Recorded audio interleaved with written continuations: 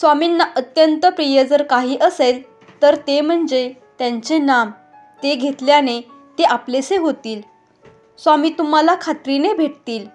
जसे पाणी गोठल्यावर बर्फ होतो तसे नाम घेतल्याने श्रद्धा घट्ट होते. श्रद्धेमुळे स्वामींना तुम्हाला भेटावेच लागेल. त्रिवेणीचा संगम जर कोणता असेल तर तो म्हणजे स्वामी, भक्त आणि नाम. जिथे स्वामी असतात तिथे भक्त आणि नाम असते आणि जिथे भक्त असतो तिथे नाम आणि स्वामी असतातच. मनापासून जर स्वामींची सेवा केली तर स्वामी तुमची कोणतीही इच्छा अपूर्ण ठेवत नाहीत. एक ध्यानात घ्या की कधीकधी आपण सेवा करून देखील आपल्या मनासारखे घडत नाही, कारण तुमच्यासाठी काय योग्य ते स्वामींना माहिती असते आणि म्हणून तेच घडते जे तुमच्यासाठी योग्य आहे. त्यात देखील तुमचाच फायदा असतो. स्वामी महाराज समजणे एवढे सोपे नाही.